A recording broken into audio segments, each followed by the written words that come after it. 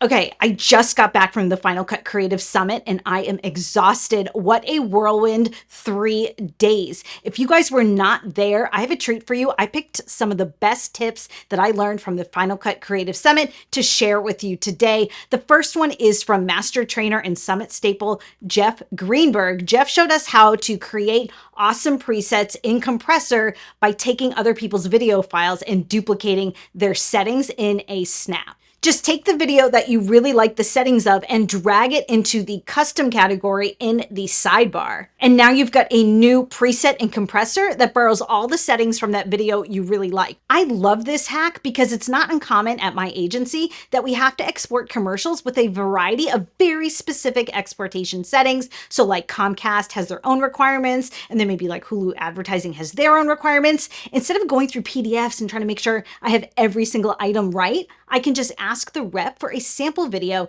drag that sample into Compressor, and boom, I now know that my settings are going to be perfect. Thank you for that awesome tip, Jeff Greenberg. If you want to know more about Jeff, I will drop his information and anyone else I talk about today down in the description. Now, if you don't know what the Final Cut Creative Summit is, let me fill you in. It's a 3-day event where Final Cut users like you and me get together, network, and learn a lot. We also got to visit Apple Park and meet the team at Apple behind some of our favorite pro apps like Apple Motion and Final Cut Pro. I'm going to tell you a lot more about that later in this video. But the other thing to know is that there's 2 days of educational programming where experts in Final Cut Pro presented really great sessions, some of them at the same time, so you could pick which session you wanted to go to.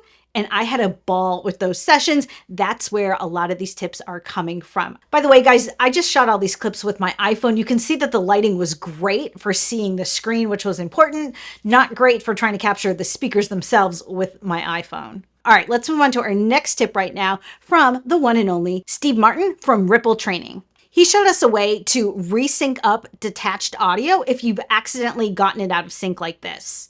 All you need to do is head up to Window in the top menu bar and select Source Timecode, and then you get this little pop-up window here. What this shows me is the timecode data for any clip that my playhead is touching. So this particular window is showing timecode for this clip, this detached audio, and this music cut. What I'm interested in is syncing up this clip and this piece of audio. So all I need to do is reposition this audio so the timecodes at this playhead match. So I just need to trim and extend, and now I'm back in business, all synced up. Thank you, Steve Martin. The next pointer I picked up was from none other than the Final Cut Bro himself. Have you ever exported a video and then when you just kind of scrub through it to check it, you notice that there's missing effects? The Final Cut Bro showed us a surefire way to locate the clips that have missing effects right in our timeline super fast. Just open up your index, make sure you're on clips, and search the term missing. And then Final Cut will surface to you all the clips in your timeline that are missing effects. Before I move on to my next tips that I picked up at the summit, let's gossip. Mark and Steve from Ripple Training are somehow even nicer in person than they are in their YouTube videos, which I didn't think was possible. Dylan Bates, the Final Cut Bro, is exactly as he appears on his YouTube channel. He is also very tall, as we all learned. Here's a look at the photo that broke the internet. I know. He also, I think, was like the breakout star of the whole summit. People were so excited to meet the bro, and I can't really blame them because I was also excited. I also got to meet Christopher Lawley, who has a sizable channel here on YouTube, who talks all about iPad workflows, and he exclusively edits all his videos that he posts to YouTube on the Final Cut Pro for iPad app. That guy is really smart, really interesting, and we got to see his workflow on the iPad, which was really, really fun. So those are the names you know that were at the summit, but you're probably wondering, like, who else was there? Who were the attendees? If you are watching this channel, you're a Final Cut Pro user and you belong at the Final Cut Creative Summit. I'll be honest, I wasn't sure what to expect and what the crowd was going to be like, but it was way more diverse than I was anticipating. There were people there that work in narrative film, documentary film, corporate work like I do, people who are exclusively just trying to make it on YouTube, But we all had one thing in common, which is that we edited on Final Cut Pro. There were people from all over the world at the Final Cut Creative Summit. Tons of people from Australia, lots of people from Europe, and many people from many parts of the United States. People did not like split off into their different segments. It was so inclusive and such a friendly environment. People were learning so much, but there was also like a lot of wheeling and dealing going on, a lot of great networking. Next year, when the summit comes around, you should definitely consider going. I promise as soon as I know the dates, I will let you all know. And I'm going to talk it up more next year because I thought it would be good, but I didn't know how good it was going to be. So I promise you next year, I will pump it up and remind you, start thinking now. It'll be sometime next fall and you do not want to miss it. All right, let's move on to the next tip I picked up from Mr. Mark Spencer. He showed me something that I kind of knew already, but I always forget about and never use. So this was such a great reminder and I know you're going to love it.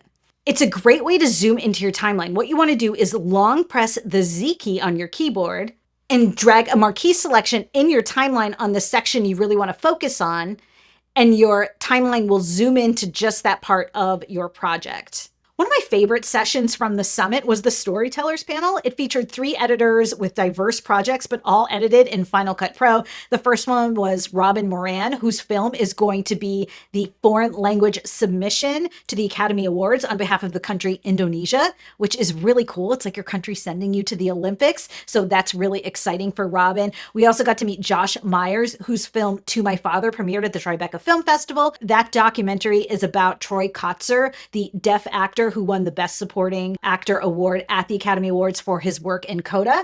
And then we also got to see a clip from a project that Mike Yanovich is editing, which is called Waltzing with Brando. And it stars Billy Zane, who is the evil husband in Titanic, and also John Heder, I think you say his name. He played Napoleon Dynamite. That guy has definitely come a long way since Napoleon Dynamite. But what was great about that presentation was that Mike showed us kind of like a rough clip. He's really still in the middle of the editing process. And there was a funny moment in the scene that he showed us. And it's not a comedy, but there was something funny that happens. And we all laughed. And just like the exuberance on Mike's face when the joke landed for the audience, you know, as an editor, it's like your job to make sure that jokes land and that like people understand what you're trying to communicate. And like, he just looked so satisfied, you know, when we all laughed at this really funny moment. And so it was nice to be there because I don't think he had, you know, screened that scene with an audience like that before. So it was definitely like a good time.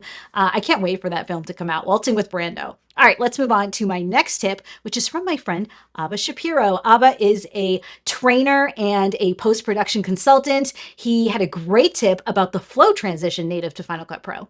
The flow transition, which can be found in the dissolves category, is designed to eliminate jump cuts in your videos. And for me, the flow transition has always been a little bit hit and miss, but Abba shared that the secret to making the flow transition work is to shorten it to about 6 or 8 frames is the sweet spot to get the most out of that flow transition. So I thought that was a great tip.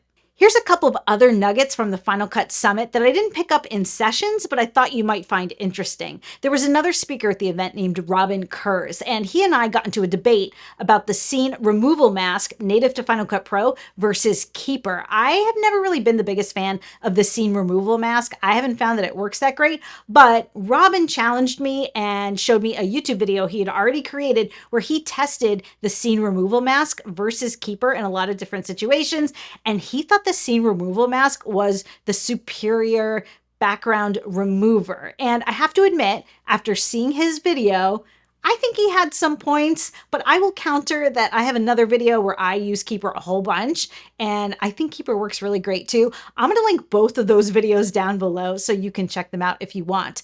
I also got to meet Bradley Olson, who created the Final Cut Pro documentary called Off the Tracks. I'd always heard that there was like some Final Cut documentary on the internet somewhere, but I didn't really know much about it until I met Bradley. And basically what it does is it explores what happened back when Final Cut Pro transitioned from Final Cut Pro 7 to Final Cut Pro 10 and the whole kind of kerfluffle that happened at that time. If you're old enough to remember Final Cut 7, you'll remember that there was a huge jump in the way that Final Cut 7 looked and the way that Final Cut 10 operated, which is very close to the Final Cut you and I all know and love today, but it was a very bumpy ride. I actually watched Off the Tracks during my flight home from California. And if you're a geek like me, it was really interesting, full of familiar faces that you know and love. I will link to Off the Tracks down below. There's an abridged version for free on YouTube, and I would definitely recommend checking it out. And my last tip is from Iain Anderson, who came all the way from Australia to talk to us at the Final Cut Pro Creative Summit.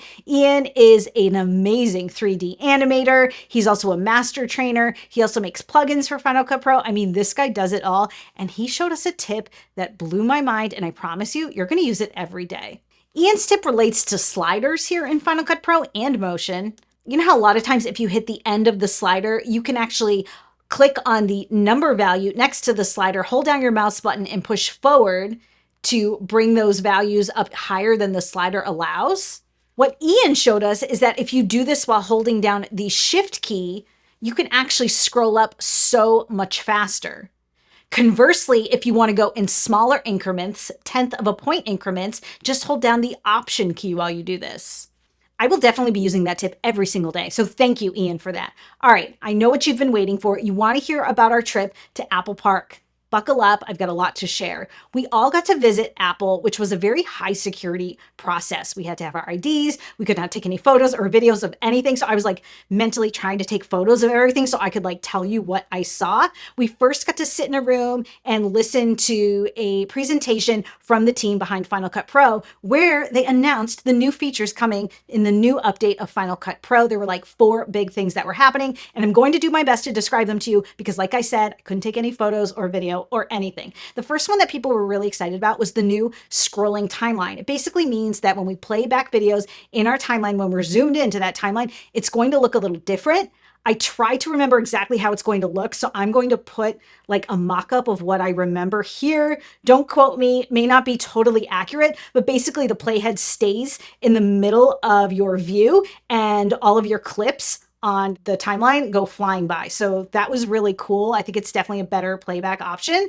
Another thing was that if you had a lot of staggered connected clips, you could marquee select all of them and then right click, and in that right click menu, there's going to be an option to kind of just like crunch them all together, automatically trim each one on a connected timeline. I can't remember if it's a connected storyline with like the bubble around it or if they're still separate clips, but we'll find out soon. We'll get to the bottom of that. Another new feature they're rolling out is this like segmented exportation. So basically what it boils down to is that exports are going to be happening much faster. Without getting into the technical things of it, when they do roll out this new feature, I'll get more into the weeds about how it works, but that's kind of an interesting one if you do longer form content.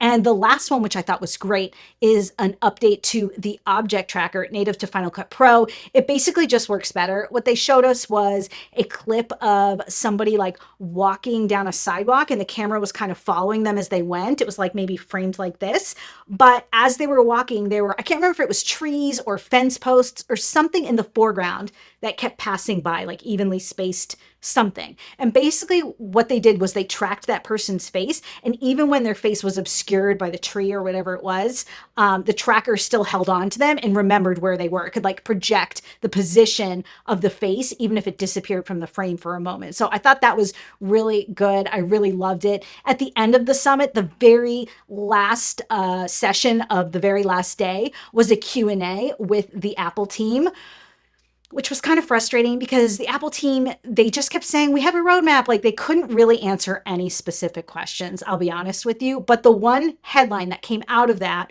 was that Richard Taylor, who has a YouTube channel here, I think it's called FCP TV, and I'll link to him down below. He got up and asked, what is the future of Final Cut? Is Apple still committed to Final Cut Pro? Because you hear a lot of chatter online that people are worried that Apple isn't committed to Final Cut.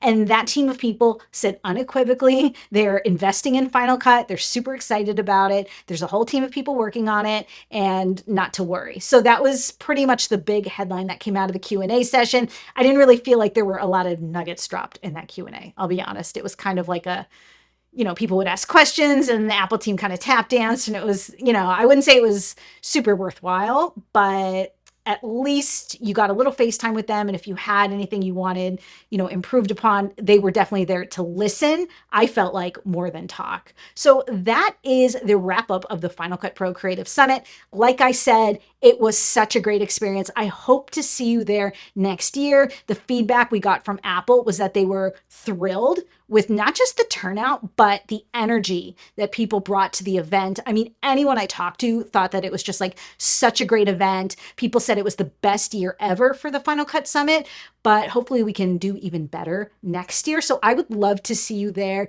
If I did meet you at the Final Cut Summit, let us know down in the comments. Say hey, stay in touch. Thanks for watching this, you guys, and I hope to see you at the summit next year.